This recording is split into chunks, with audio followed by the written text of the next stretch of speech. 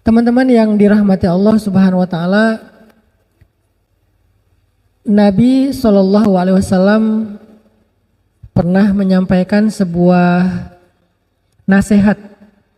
Jadi nasihat ini nasihat yang sangat penting buat kita, terutama buat anak-anak muda yang kadang merasa galau. Karena itu kan masalah commonnya anak muda ya. Karena saya juga pernah muda, nggak tahu masih muda apa enggak. Dan sama masalah umumnya kita tuh anak muda itu ya galau tentang masa depan, galau tentang memilih jurusan, memilih fakultas, galau tentang masalah pertemanan, circle, galau tentang jodoh pastinya, itu yang paling sering. Nah, ini ada nasihat dari Nabi supaya kita bisa mengobati galau, mengobati gelisah, mengobati khawatir. Khawatir itu jadi bahasa Indonesia khawatir. Apa sebetulnya obat dari galau, khawatir, gelisah, takut, bahkan luka masa lalu? Karena luka mental, luka hati itu ada obatnya. Sehingga kita nggak menjadi orang yang patah larut dalam luka. Nggak jadi orang yang terpuruk gara-gara luka karena masa lalu.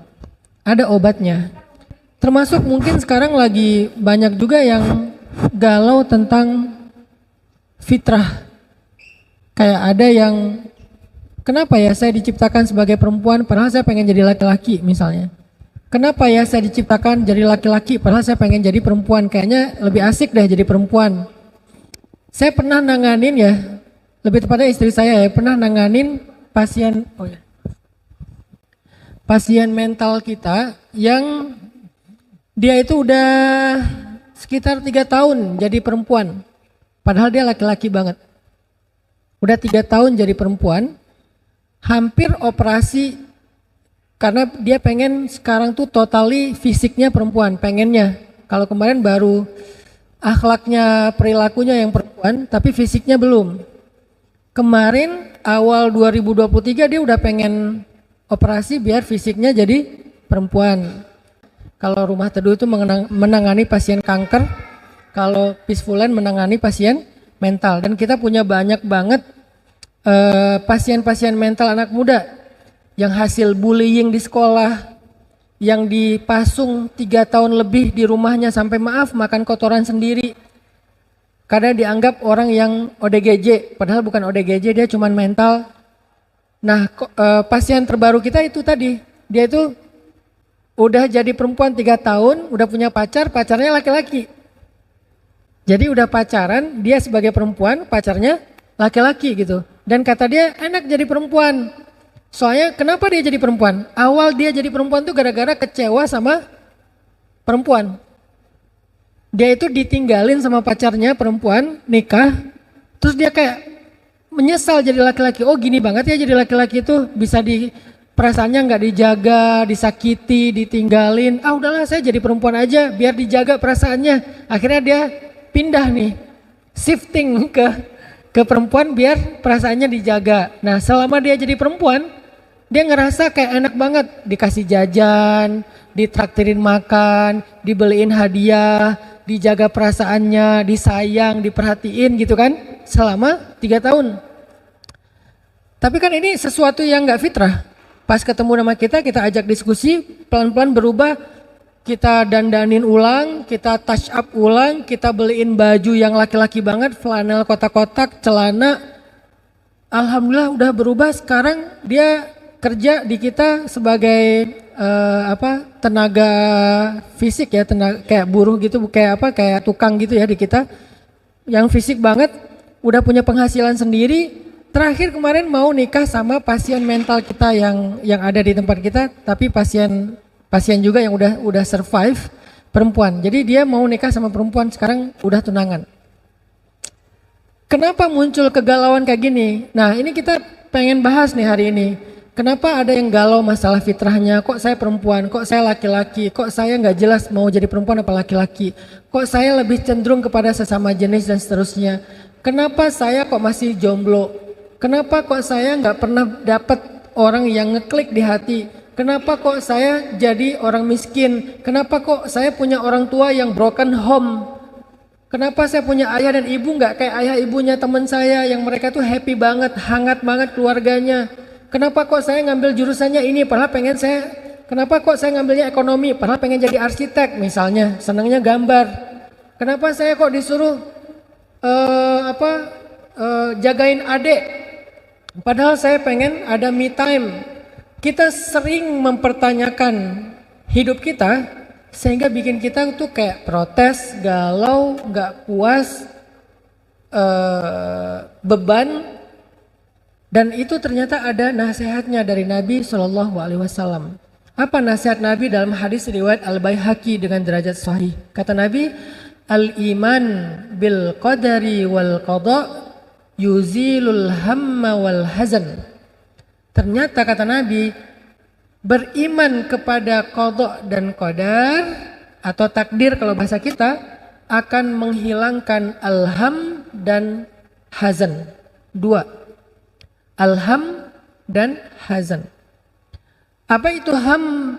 Ham itu adalah khawatir tentang masa depan. Itu hammun, bahasa Arab. Mengkhawatirkan masa depan. Menggalaukan sesuatu yang belum terjadi. Itu namanya hammun. Sedangkan hazan itu menyedihkan atau marah, terluka, nggak nerima, protes, sedih tentang masa lalu. Jadi kalau ham itu sedih tentang masa depan, kita sebutnya galau, khawatir. Kalau hazan sedih tentang masa lalu, yaitu penyesalan, kemarahan, tidak menerima keadaan. Jadi ternyata dua penyakit ini, alham dan hazan, itu obatnya adalah rukun iman yang keenam. Apa? Percaya kepada qada dan qadar. Jadi percaya kepada takdir adalah obat dari hammun dan hazanun. Nah, inilah yang kita hari ini akan belajar. Gimana cara kita mengimani takdir? Terus apa hasil konkretnya dalam kehidupan kita? Lagi-lagi dakwah saya sejak 2014 itu bukan narasi. Kalau saya menyampaikan literasi Islam, apakah itu tentang fikih, tentang akidah, kayak sekarang nih akidah karena bab takdir, atau tentang ma'rifatullah, saya selalu mencoba untuk menerjemahkan Islam dalam aplikasi kehidupan sehari-hari. Kita nyebutnya dengan istilah life hacks. Jadi bukan sekedar lifestyle lagi, malah lebih konkret lagi, yaitu life hacks, cara hidup, bukan sekedar gaya hidup, cara hidup.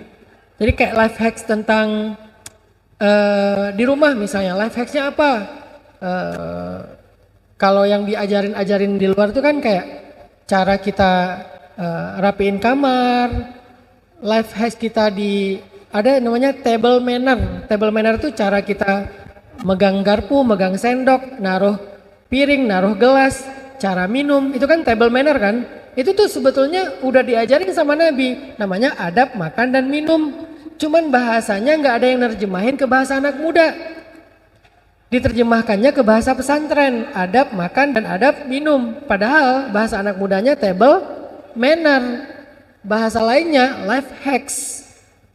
Gimana cara makan yang manner banget? Karena manners before knowledge kan, adab sebelum ilmu kalau bahasa pesantren ya, kalau bahasa umumnya manners before knowledge. Nah, ketika kita membahas takdir pun, saya pengen bawa pembahasan takdir itu jangan jadi teori aja, jangan jadi pembahasan wawasan, jangan jadi ilmu syariat, tapi harus jadi life hacks-nya anak muda. Arti life hacks itu bisa diaplikasikan dalam daily life-nya. Benar-benar konkret gitu. Itulah yang akan kita bahas hari ini, dan itulah yang menjadi spesifikasi dari dakwahnya Hanan Attaqi. Dakwahnya Hanan Attaqi itu bukan dakwah narasi, bukan orasi, karena saya bukan orator, tapi dakwah membangun awareness tentang Islam yang sangat aplikatif atau life hacks, lifestyle, daily life, itu banget dakwah kita. Jadi kalau saya bahas tentang akidah ma'rifatullah, libatin Allah, bahas tentang syariat, pacarannya nanti aja setelah nikah, pacaran halal tetap asik kok. Nah, hari ini ketika kita mau ngebahas tentang takdir, saya pasti akan bawa takdir itu insya Allah ke daily life-nya kalian.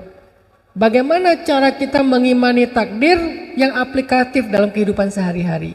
Bagaimana cara kita melihat takdir yang bisa up to date dan relate dengan kebutuhan kita hari ini? Itulah pembahasan tentang masalah takdir dengan tema apa kita temanya Kak Buni? Oh, rahasia mengubah takdir. Oke. Poinnya 3 aja, pembahasan kita ada 3 hal. Poin yang pertama adalah apa sih pentingnya membahas takdir ini? Tadi sebagian udah saya sebutin, saya spill di awal. Ternyata mengimani takdir itu penting sekali. Kalau nggak penting nggak masuk dalam rukun iman. Kan dulu Nabi itu pernah didatangi malaikat Jibril ya ceritanya ya. Jadi malaikat Jibril menjelma jadi seorang cowok keren. Kalau dalam bahasa Al-Quran itu basyaron sawiya, laki-laki yang sempurna. Kalau terjemahan anak muda, cowok keren. Jadi ideal banget cowoknya, lebih daripada Jungkook lah. Kan ini standar cowok keren ya. Ini lebih daripada Jungkook, walaupun Jungkook keren sih.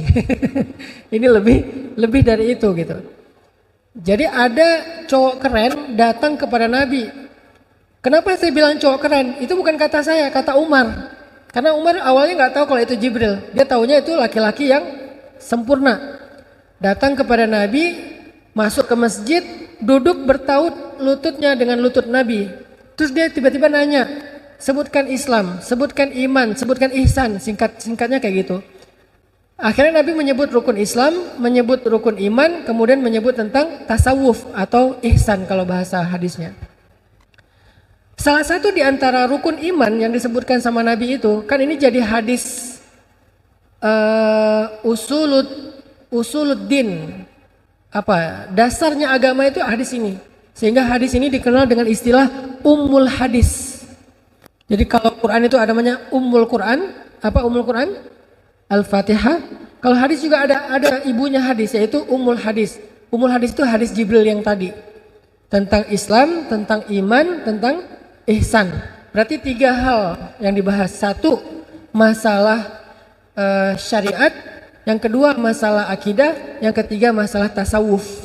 Jadi Islam itu terbagi kepada 3 hal pokok. Akidah, fikih, tasawuf. Jadi kalau ada orang yang mengatakan tasawuf itu bukan bagian dari Islam, berarti dia nggak ngerti hadis Jibril. Karena itu hadis terkenal sekali ya, semua orang ngerti tentang hadis ini. Cuman dulu bahasanya bukan tasawuf, dulu namanya ihsan.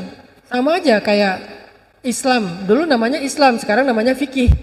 Dulu namanya iman, sekarang namanya akidah.